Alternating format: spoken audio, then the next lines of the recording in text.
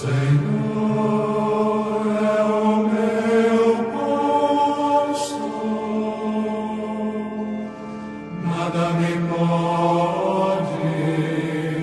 faltar. O Senhor é o pastor que me conduz. A maior parte das pessoas tem algum conhecimento do episódio que marcou o início da Reforma Protestante, a publicação da 95 Tese de Martim Lutero acerca das indulgências. Porém, são poucos que conhecem o que está por trás deste famoso documento.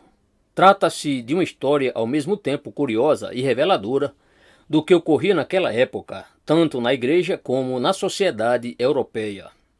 Desde 1356, o soberano alemão ou Sacro Imperador Romano era escolhido por um pequeno colégio eleitoral constituído por 7 membros, 3 arcebispos de Mogúncia, Trier e Colônia, 3 nobres e o rei da Boêmia.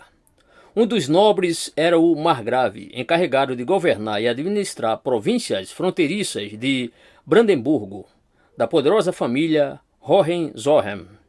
Em 1514, com o arcebispo da Mogúncia estava vago, essa ambiciosa família teve a ideia de adquirir tal cargo e, assim, aumentar sua influência numa eleição imperial que se aproximava.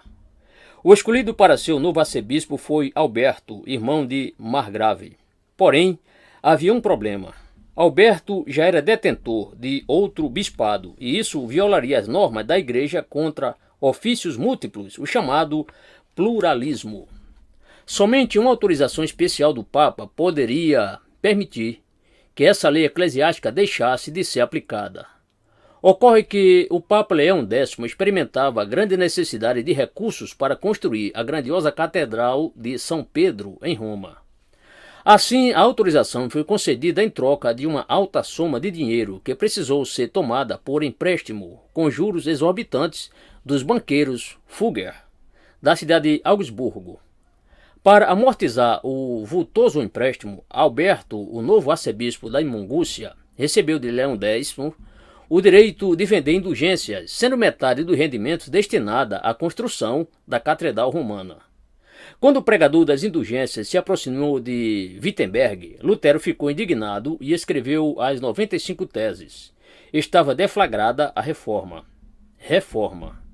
Todo movimento religioso corre o risco de se desvirtuar ao longo do tempo, de se afastar de seus fundamentos. Com isso, tornam-se necessárias correções de rumo com maior ou menor profundidade.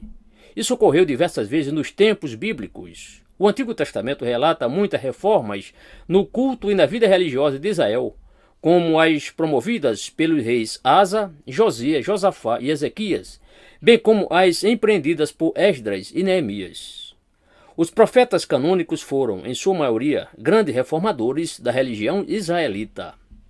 Embora não mencione movimentos dessa natureza, o Novo Testamento de fato aponta para diferentes igrejas e grupos que se afastaram perigosamente do Evangelho e careciam, portanto, de um redirecionamento radical.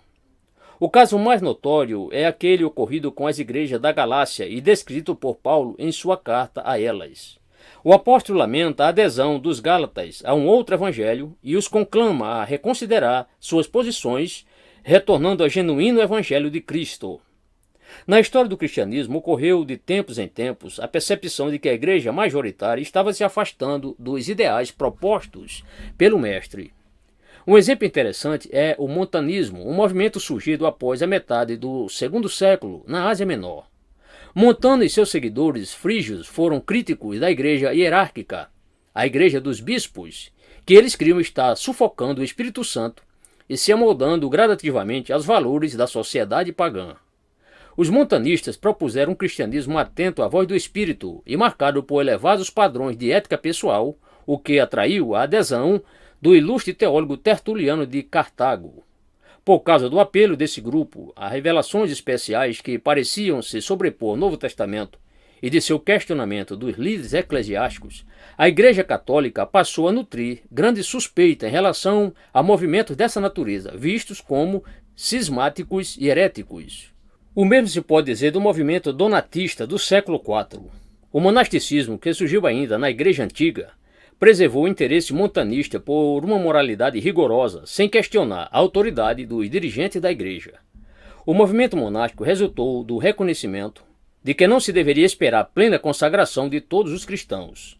Sempre haveria na igreja dois tipos de pessoas, uma maioria que se contentava com o cristianismo medíocre e uns poucos que aspiravam à perfeição conforme as palavras de Jesus ao moço rico, Mateus 19, 21. Com seu tríplice voto de pobreza, castidade e obediência, e sua organização coesa e disciplinada, os monges deram contribuições extraordinárias nas áreas de educação, missões e beneficência. Ao longo da Idade Média, alguns mosteiros se tornaram importantes centros de renovação na vida da igreja. Embora alguns líderes seculares, como o imperador Carlos Magno, tenham empreendido grandes esforços no sentido de corrigir os males da igreja e elevar os padrões do clero, foram as ordens monásticas que deram origem aos principais movimentos reformadores da Idade Média. Entre elas se destaca a de Cluny, na França, que chegou ao cargo supremo da Igreja na pessoa do Papa Gregório VII, 1073 a 1085, também conhecido por seu nome de batismo Hildebrando. Esse líder empreendeu um vigoroso programa de reformas ao lutar contra três grandes distorções que afligiam a vida das instituições eclesiásticas: a simonia, comércio de cargos eclesiásticos, o nicolaísmo, violação do celibato clerical, e as investiduras leigas, interferência dos governantes civis nas nomeações eclesiásticas. Todavia, os séculos seguintes testemunharam não só a continuação desses problemas, mas o surgimento de novos transtornos que produziram constantes clamores por reforma.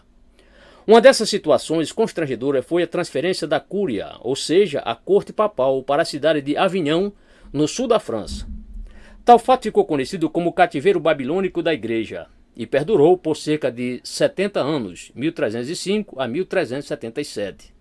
Além de os papas ficarem na esfera da influência da política francesa, muitos fiéis estranharam que o bispo de Roma residisse tão longe da cidade eterna. Uma situação ainda mais vexatória ocorreu nas décadas seguintes, com a existência de dois e, finalmente, três papas simultâneos em Roma, Avignon e Pisa, fato esse que recebeu o nome de Grande Cisma do Ocidente. No final da Idade Média, multiplicou-se na Europa um clamor por reforma na cabeça e nos membros da Igreja. Em geral, o que se lamentava eram as distorções administrativas e morais que assolavam a hierarquia, a começar pelo caráter e pela atuação de alguns papas. No século XV ocorreu um importante movimento que propunha a moralização da Igreja mediante a ação de concílios, o chamado conciliarismo, ou movimento conciliar, cuja expressão mais conhecida foi o Concílio de Constança, na Alemanha, 1414 a 1418. Era uma tentativa de tornar o governo da Igreja mais democrático e participativo, mas acabou produzindo forte reação que resultou no fortalecimento da instituição papal. A eclosão da Reforma Protestante. Ao mesmo tempo, surgiram vozes que começaram a questionar uma área até então essencialmente intocada: o arcabouço doutrinário da Igreja. Um dos primeiros a se pronunciar sobre essa área tão sensível foi o sacerdote João Wycliffe, 1325 a 1384, ilustre professor de filosofia na Universidade de Oxford, na Inglaterra.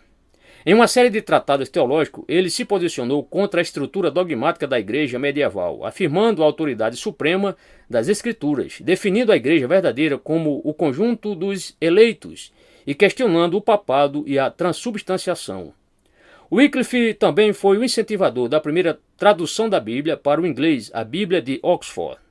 Conhecido como a Estrela da Manhã da Reforma Protestante, ele encontrou um ardoroso seguidor no sacerdote tcheco Jan Hus, 1373 a 1415. Ironicamente, ambos foram condenados pelo Concílio Reformador reunido em Constança. Wycliffe foi queimado na fogueira post-mortem e Hus em vida. O movimento que deu contribuição decisiva para a eclosão da Reforma foi o Renascimento, no final da Idade Média.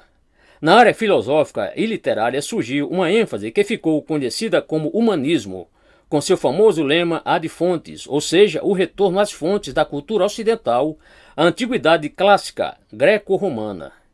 Entre esses antigos fundamentos do Ocidente estava a Bíblia, daí ter surgido um grupo de estudiosos que ficaram conhecidos como humanistas bíblicos, o mais famoso dos quais foi o holandês Erasmo de Roterdã. Foi ele quem publicou em 1516 a célebre edição do Novo Testamento grego, com uma tradução latina que despertou enorme interesse pelo estudo da Escritura e, consequentemente, comparação dos seus ensinos com os dogmas da Igreja de então. Além dessas motivações, insatisfação crescente com os problemas morais e administrativos da Igreja e um renovado interesse pelo estudo da Bíblia, os historiadores apontam outros fatores que contribuíram para o movimento reformador do século XVI. Um deles foi a instauração do Estado Nacional moderno, fortemente centralizado, e o sentimento nacionalista a ele associado. Uma das consequências disso foi a crescente animosidade contra interferências externas na vida das nações europeias, como aquelas praticadas pela Igreja. Os papas não só intervinham na política de muitos reinos, mas também carreavam para Roma altas somas de dinheiro advindas das contribuições dos fiéis, o que despertava a indignação de muitos governantes. Todavia, o fato é que, apesar desse complexo conjunto de circunstâncias, a eclosão inicial da reforma resultou da experiência religiosa de um único homem. Foi na área da soteriologia, do entendimento da salvação, que tudo começou. Angustiado com a questão da justiça de Deus, que entendia como algo exigido dos seres humanos, o monge agostiniano Martinho Lutero teve uma percepção revolucionária. Mediante o estudo das cartas paulinas, concluiu que, ao contrário do que imaginava, a justiça é algo graciosamente concedido por Deus àqueles que creem em Cristo. Estes são considerados justos diante de Deus, não por causa daquilo que fizeram, mas em virtude daquilo que Cristo fez por eles. A justificação pela graça mediante a fé somente, não por meio de obras meritórias. Romanos 1,17, 3,21 a 26 e Efésios 2, versos 8 e 9. Tornou-se o grande fundamento doutrinário da reforma luterana e da reforma protestante como um todo. Essa convicção era uma decorrência do chamado princípio formal da reforma, a supremacia da Escritura em matéria de fé e prática, sola Escritura, e foi desdobrada em outros princípios fundamentais como sola gratia, somente a graça, solus Christus, somente Cristo, e sola fide, somente a fé. Havia ainda o quinto sola, soli Deo gloria, só a Deus a glória. A esses somou-se um último princípio essencial para todos os ramos do movimento reformista, o sacerdócio de todos os fiéis, ou seja, o fim da distinção entre clero e leigos.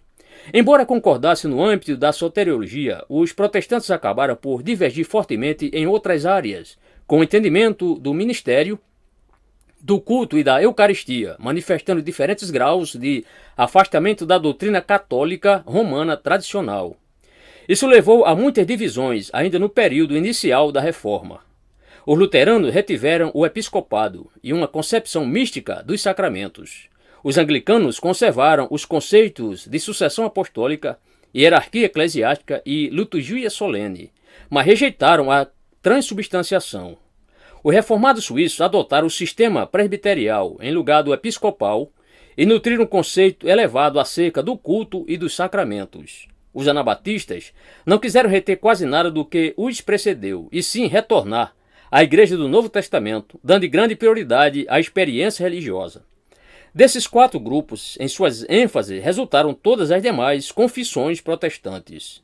Se no aspecto negativo o movimento protestante rompeu a unidade do cristianismo ocidental, no sentido positivo foram muitas suas contribuições. Grande apreço pela Bíblia, como a palavra de Deus e como a fonte primordial da fé e da cosmovisão cristã. Valorização da pessoa de Cristo como único mediador entre Deus e a humanidade e de sua obra expiatória como meio exclusivo de redenção e reconciliação. Entendimento da Igreja como sendo a comunhão dos fiéis e uma comunidade de adoração, testemunho e serviço. Participação plena dos crentes na vida da Igreja e do mundo como ministro de Deus. Novo conceito de vocação que valoriza a vida em família, o trabalho secular e o envolvimento na comunidade. Ética pessoal, social e política que procura colocar todas as dimensões da vida sob o senhorio de Cristo. No transcurso do quinto centenário da Reforma Protestante, os herdeiros desse vigoroso movimento de renovação e revitalização precisam se apropriar, mais uma vez, das convicções e dos valores que abalaram o século XVI. Numa época em que o relativismo e o pragmatismo seduzem tantas igrejas e líderes, é urgente que ouçam e apliquem um lema que se tornou conhecido nos séculos posteriores à Reforma. Ecclesia reformata semper reformanda, isto é, igreja reformada sempre se reformando.